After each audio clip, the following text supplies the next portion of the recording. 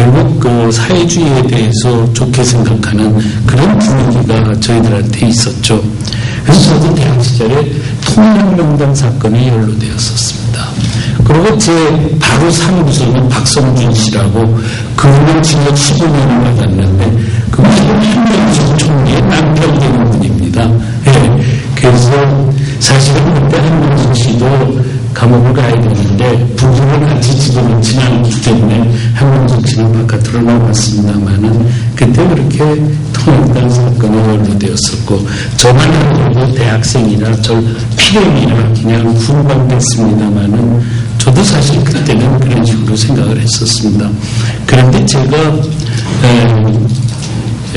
그 이후에 민주혁명 사건으로 징역살이를 하고 또 YT 사건, 동물방직 사건으로 징역살이를 하고 그러면서 젊은 시절에 제가 감옥을 3번을 갔는데 싸울 때는 민주주의를 위해서 싸웠지만 마음속으로는 여전히 뭔가 사회주의적인 혁명이 그게 필요한 거 아니냐 하는 생각이 마음속에 계속 있었습니다. 그건 저뿐만 아니라 그 당시에 모든 세력들이 그랬습니다. 그런데 저는 어떻게 바뀌었냐.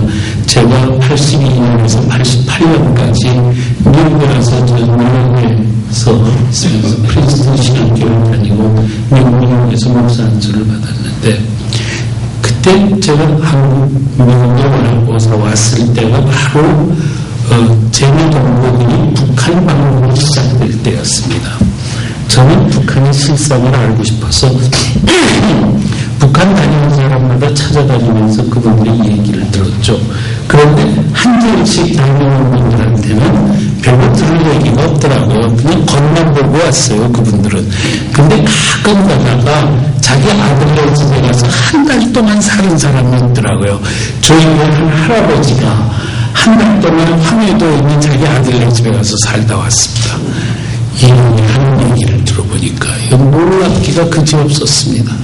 그 황해도 사람들은 그 옛날에 보니 뭡니까 그 굉장히 전문적이거든요. 황해도가 9월산도 있고 말이죠. 저는 황해도 출신입니다만은 그래서 그 사람들이 북한에서도 김일성을 반대하는 분위기가 제일 많은 그것도 제가 그 사람밖에 아니까 할아버지한테 들었습니다. 할아버지 얘기를 듣고 나서 보니까 북한이라는 나라는 완전히 거짓과 기만으로 가득 찬 나라더라고요. 그 할아버지의 눈으로 비로소 북한의 실상을 알게 됐습니다. 네. 그리고 그 할아버지도 자기 아들하고 밤늦게 이불을 뒤집어 쓰고 그냥 둘이서 쏙닥쏙닥 하면서 그러면서 진실을 할아버지가 알게 된 거죠. 네, 그랬더라고요. 그래서 그 다음부터 제가 미국에서 6년 동안 있으면서 제가 사회주의에 대한 공부도 열심히 하고 현실 사회주의 국가에 대해서도 열심히 하고 죽어라도 저는 그것만 했지 신학 공부보다 그 공부를 더 열심히 했습니다. 그리고 6년이 지난 다음에 제가 한국으로 돌아갈 때는 사회주의는 가능하지도 않고 바람직하지도 않다. 사회주의를 추구하면 안 된다. 10년을 딱 갖고서는 한국으로 돌아갔죠. 88년 1월에 갔습니다. 근데 가서 보니까 이게 캠퍼스마다 플라카드가 붙여있는데 플라카드가 어떻게 붙여있냐. 미쟁주의자의 가슴에 비수를 꽂자. 이렇게. 그 다음에 미쟁주의자의 각을 뜨자. 와, 이 각을 뜨자는 말이 무슨 이 머리껍질 벗기지 않았는데 칼로. 제가 목사 안수를 받고 성령 중년 목사가 돼가지고 미국에 한국에 돌아가서 이제 다시 제가 운동권 출신이니까 다시 운동권으로 돌아갔는데 이 각을 뜨는 운동을 하려니 제가 얼마나 힘들겠습니까.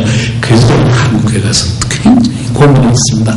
처음 6개월 동안은 말도 못하고 있었어요. 왜냐 가서 보니까 후배들이 전부 김일성 주체사상론으로 완전히 통일이 돼 있더라고요.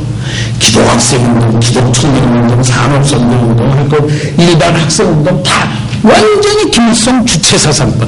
성명서 나올 때마다 제가 그때 한국기독교 사회문제연구원 원장이었는데 저희 연구원에서 성명서 나올 때는 성명서 분석을 해. 그러면 전부 평양방송 듣고서 쓴 성명서예요. 기독교든 아니면 처음.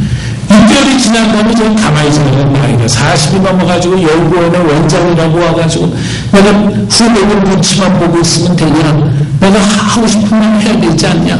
그래서 나중에 제가 어떻게 생각했냐?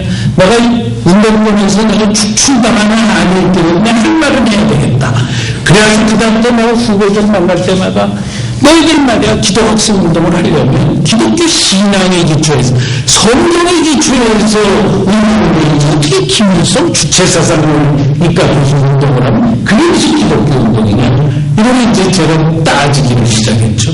그 다음에 원래 후배 한 명만 불러가지고 야 난 아무리 생각해도 우리나라의 사회주의 혁명이 불가능하다고 생각한다 그랬죠. 야 스웨덴 같은 나라만 만들어도 좋지 않니. 그러더니 이 친구가 그냥 막 반발을 하고 절대 아니다. 우선은 나하고 싸우고 가더라고. 그러더니 가가지고 하는 얘기가 야 서경석 선배가 사회주의자가 아니다. 이 개량주의자라는 것이 이제 인증이 됐다. 증거가 잡혔다. 그러니까 이 사람 이 선배를 내쫓아야 된다. 그래가지고 한 달 후부터 후배들이 스트라이크를 일으켜가지고 서경석 목사는 민족운동에 대의에 복무하지 못했으므로 사퇴하라. 그게 그냥 연구원들이 논성을 하는 거예요. 그냥 나를 내쫓으려고. 내가 하도 화가 나. 아니, 내가 여태까지 나이 40개 들은 말에 오로지 민주화 운동을 해서 감옥을 3번이나 가고, 경찰서 왔다 갔다 하는 거는 10번이 넘고, 내가 여태까지 무슨 일반 직장을 가져가면, 여태까지 죽도록 내가 인권운동, 민주화운동만 한 사람인데, 아니, 내가 생각이 온건하다는 이유로 내가 내쫓기는 놈이 어딨냐? 더군다나 기독교 단체에서, 내가 무슨 오인을 하다가 들켰냐? 아니, 무슨 돈을 한 1,000만 원이라도 무슨 사기를 쳐서 비리를 저질렀냐? 사회주의는 이거는 안 될 것 같다는 말을 했다는 이유로 내가 쫓겨나는 말이에요. 막 댕겨들었죠? 그래도 소용이 없더라고요. 결국 전부 마음의 상태가 되니까 결국 돈이 없어서 결국 돈을 받아버리고 그래서 그냥 거기를 그만두게 됐죠. 그때 오늘 제가 이 진보적인 기독교 운동하고 인연이 완전히 끊겨졌습니다. 그리고 갈 데가 없어서 그래서 이제 목사님을 찍으려니까 그럼 개척교회를 해야 되겠다 이렇게 됐죠. 그래가지고 보니까 저 서울대학 앞에 여기 조그만 교회가 목사를 찾는다 그러다. 그래서 제가 이력서를 냈죠.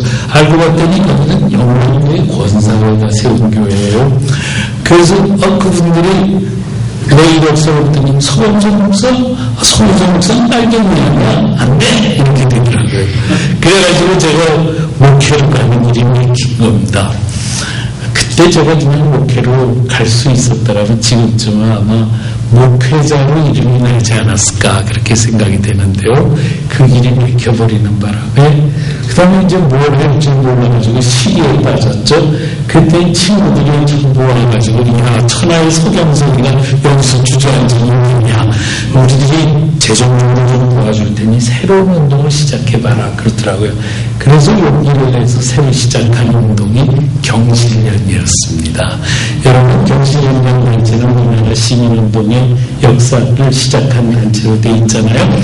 그런데 많은 분들이 경실련을 좌파라고 생각을 합니다. 근데 사실은 그렇지가 않았습니다.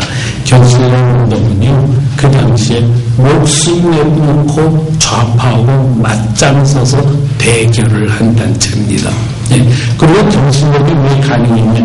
내가 운동권에서 쫓겨났기 때문에 운동권 눈치를 더 이상 볼 필요가 없었기 때문에 경실련이 가능했고 또 경실련이 성공할 수가 있었습니다. 그래서 경실련은요 많은 점에서 그 당시 운동권하고 완전히 달랐습니다. 우선 첫째로 운동권은 계속 비합법 운동, 반합법 운동 이런 거 할 때 경실련은 이제는 합법적인 공간이 주어졌기 때문에 합법 운동을 해야 된다. 그걸 주장했고요. 저쪽에서 계속 계급 운동, 민중 운동 그러고 있을 때 이쪽에서는 뭐라냐면 우리는 시민 운동이다. 보통 사람들의 운동이다. 보통 사람들은 안정 속에 개혁을 원하는데 안정보다 개혁을 원하는 야당을 찍고 개혁보다 안정을 원하는 여당을 찍고